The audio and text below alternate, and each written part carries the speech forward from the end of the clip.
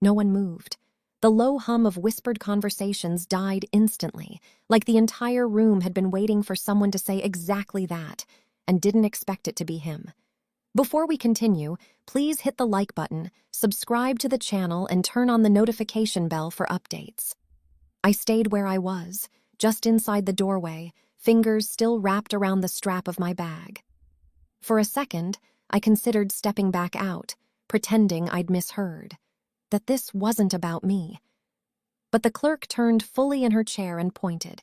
"Ms. Ellison, please come forward." My chest tightened. Daniel still hadn't turned around completely.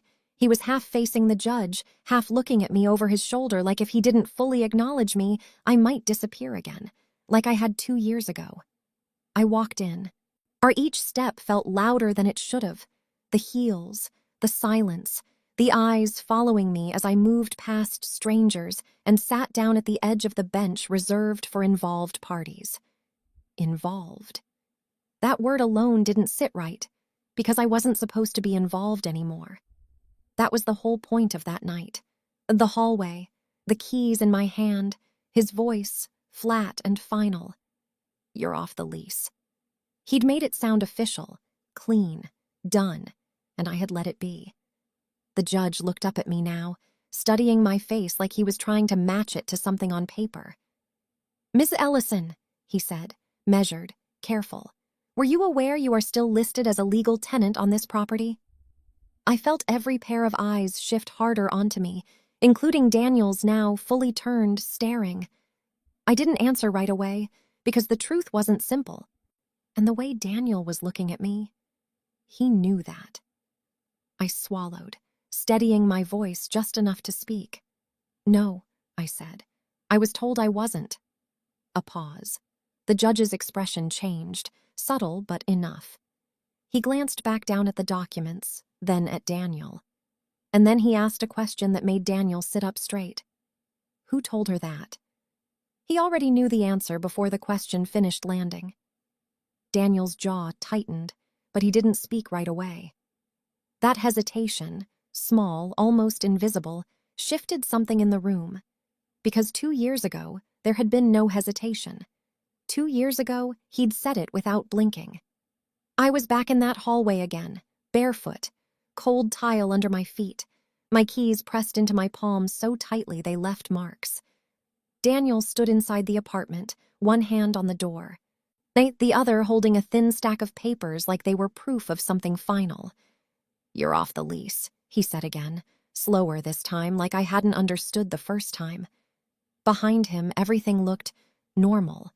The couch I picked out, the lamp I paid for, my shoes still by the door, except I wasn't part of it anymore. "How?" I remember asking, not yelling, just asking. He exhaled, already irritated. "I handled it. It's done. You signed the renewal, remember?" I did remember signing something. Weeks earlier, late at night. He'd been rushing me. "Just sign here so we don't lose the unit," he'd said, sliding the paper across the table while I was half asleep. I hadn't read it. Back in the hallway, I looked at the pages in his hand. My name wasn't there. At least, not where it should have been. "You're serious?" I asked. He gave a short nod. "I can't keep doing this, Mara. You're barely here, you're not contributing the way you should, and legally, this is my place now." Legally. That word sat wrong, because I had been contributing. Rent transfers, groceries, furniture, but none of that was on paper. And he knew it. That was the part that made this feel controlled, calculated. Still, I didn't fight. I bent down, set the keys on the floor between us. "Okay," I said. For a split second, something flickered across his face. Surprise, maybe, like he expected more resistance. But I stood up, turned, and walked away. And just before the door shut behind me, I glanced back. Not at him. At the paper. At the signature line. Because it looked like mine. But something about it wasn't right. Back in the courtroom, as Daniel finally cleared his throat. "I did," he said, forcing steadiness into his voice. "I told her, because it's true." The judge didn't react immediately. He just tapped the document once with his pen, then looked up. Then we're going to need to verify that. And this time, Daniel didn't answer. I didn't go back that night. I didn't knock, I didn't call, I didn't text him once. Instead, I sat in my car for nearly an hour staring at nothing, replaying that one detail over and over again. The signature. It looked like mine, but it didn't feel like something I had signed. That was the part I couldn't shake. The next morning, I went straight to the property management office. Not emotional, not frantic, calm. I need a full copy of the lease and any recent changes, I told the woman at the front desk.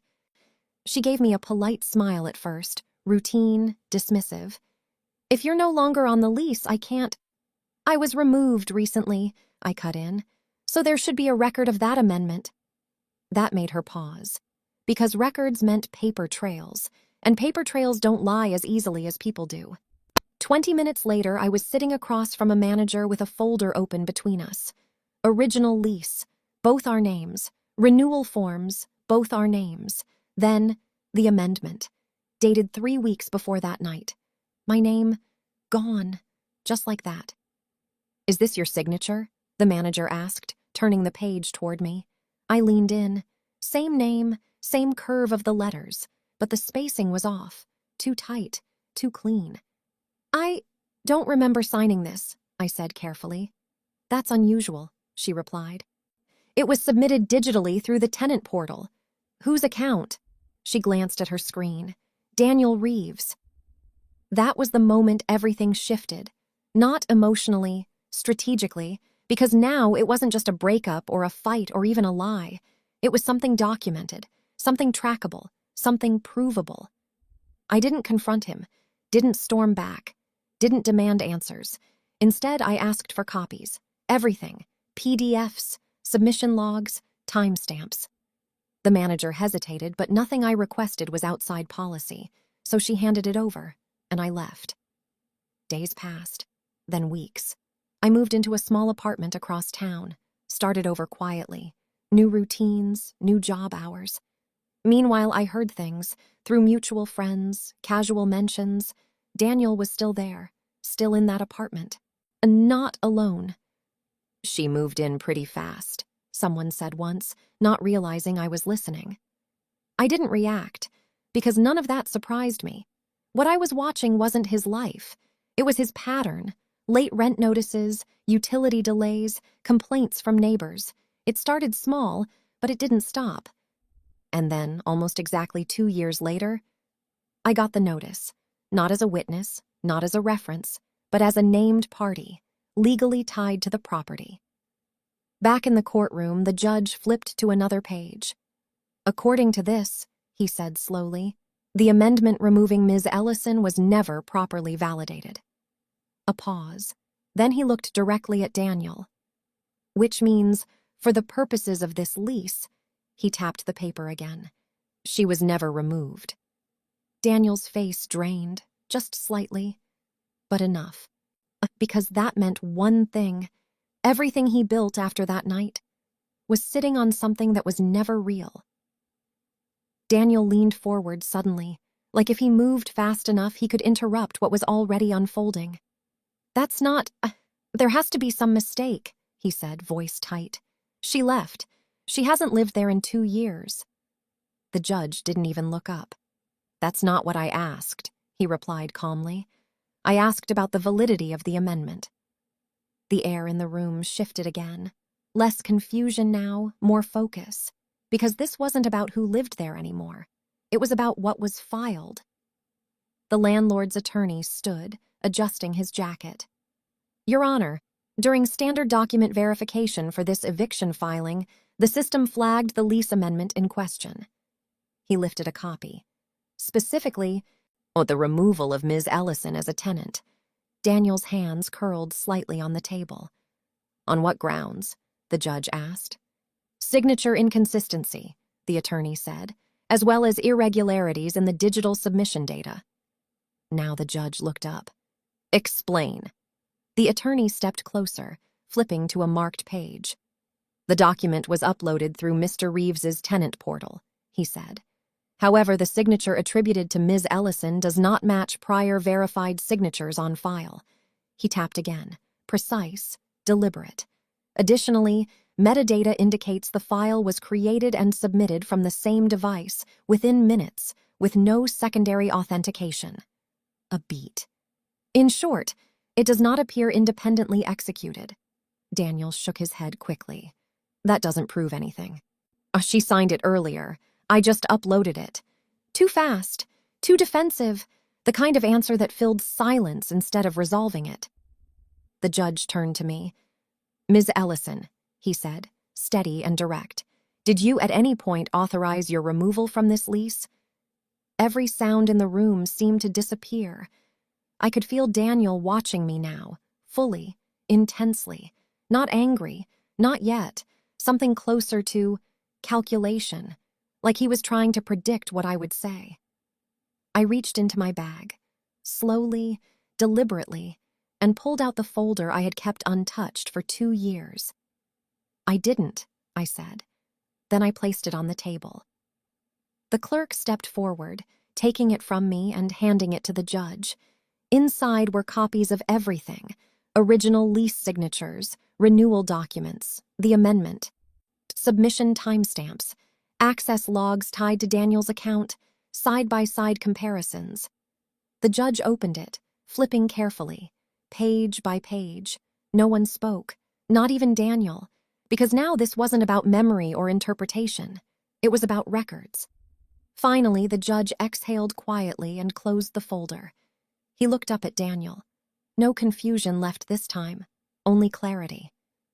Mr. Reeves, he said, voice firmer now, if this amendment was submitted without her authorization.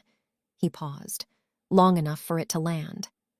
For the purpose of removing her from legal responsibility. Another pause, this one heavier. Then this is no longer just a housing matter.